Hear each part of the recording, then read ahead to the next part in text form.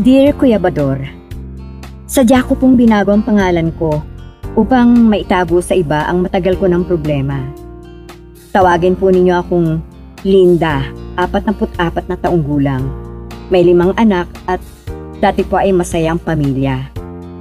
Hanggang sa dumating ang problemang ito sa amin. Ganito po ang mga pangyayari. Oh, Linda. Oh. Ito na ang sinahod ko. Nagtabi na ako ng para sa pamasahe ko pagpasok sa trabaho. I-budget mo yan hanggang pagsweldo ko ulit. Salamat, mahal. Okay na to hanggang sa 15.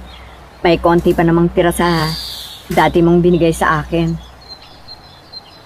Gusto ko sanang i-date ka pero kukulangin tayo. Pag nakuha ko na ang 13-month pay ko, tsaka tayo lumabas ng mga bata. Kahit wag na lang, Mario. Dito na lang tayo sa bahay. Magluluto na lang ako ng espesyal na menu para sa atin. Sige, love. Kung yan ang balak mo, din sige. Baka sa katapusan, makuha ko ng bonus ko.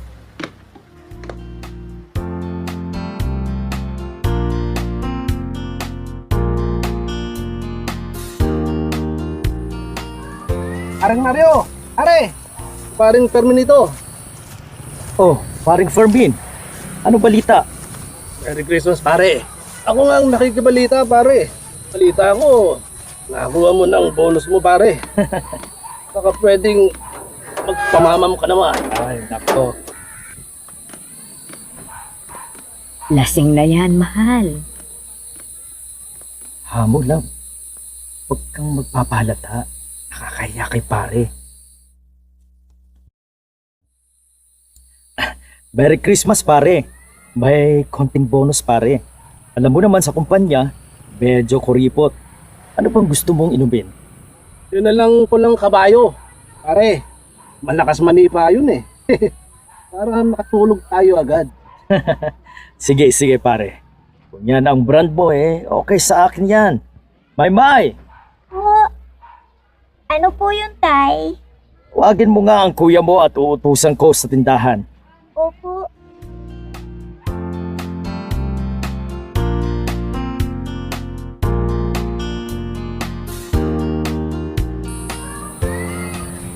Ano ba, pare?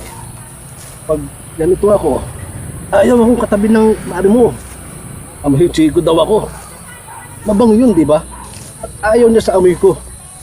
Pare, yan lang yan, pare. Pero, mahal ka rin ni Mare.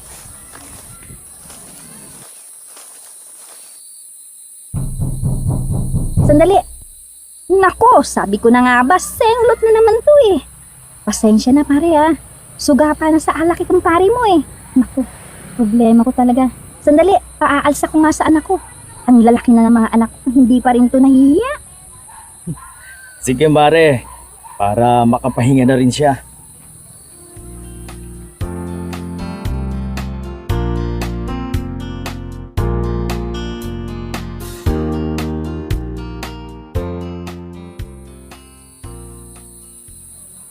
Mahal, kulang na tong inientrega mo sa akin Pasensya na, love. Nahiya na naman ako ni paring Fermin sa inuman. Barkada niya Junjun! Nasaan ba kayo? Ipag-init nyo nga ako ng tubig. Itimpla mo na ako ng kape. Junjun! Mahal, huwag mo man sigawan ng mga bata. Mga anak mo yan, malalaki na yung mga yan. Marunong naman na silang mahiya. Pwede ba, love? Huwag kang mangialam. Alam ko ginagawa ko.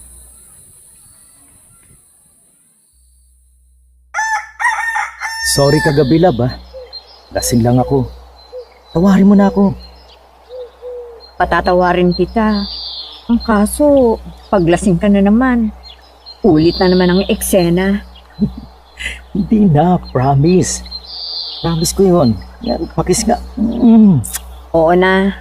Sige na. Maligo ka na para di ka mahuli sa trabaho. Siyempre naman, kailangan ko talagang maligo. Eto nga, at nauulo ko. Mga wala kayong kwentang tao! Pinapakain ko kayo parang mga biik at mga inaing baboy. Bakit ayaw nyo kong pagsilbihan?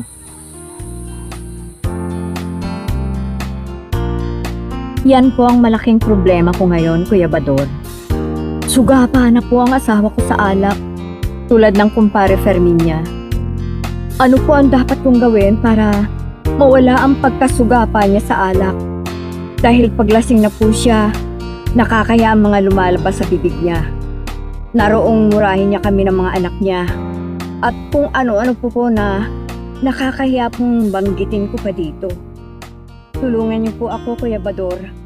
Lungkot na po ako dahil sa problema kong ito. Mapagpalang araw sa ating lahat. Kumusta? Narinig natin ang naging sitwasyon sa pangalang Linda na humihingi ng payo sa atin. Kawikaan 4:14-15. Ang daan ng kasamaan ay huwag mong lalakaran, at ang buhay ng masama huwag mo ngang tutularan. Kasama ay iwasan mo, ni huwag mong lalapitan. Bagkos nga ay talikuran mo, tuntunin ang tamang daan. Kawikaan 29. Sino ang makapagsasabi na ang puso niya ay malinis at di namuhay sa kasamaan kahit isang saglit? Kung napagsasalitaan ka ng masakit na salita, tanungin mo ang sarili kung bakit niya yun nasasabi sa'yo, at tanungin ang sarili kung may basihan o dahilan siya para sabihin niya yun. Pakinggan mo mabuti ang sinasabi ng mister mo at hanapan mo iyon ng solusyon. Sa alak patuloy siya kumukuha ng lakas ng loob para masabi niya ang mga hinanakit niya sa iyo. Mahalaga na i-check mo ang dahilan kung bakit niya yon nasasabi. Matuto sa mga nangyayari. Kung nagsasabi man siya ng masakit, ay tanungin mo ang sarili mo kung iyon ba ang totoo. Kung iyon ba ay totoo. Buksan mo ang mga mata mo. I-observe mo. Matuto sa mga nangyayari.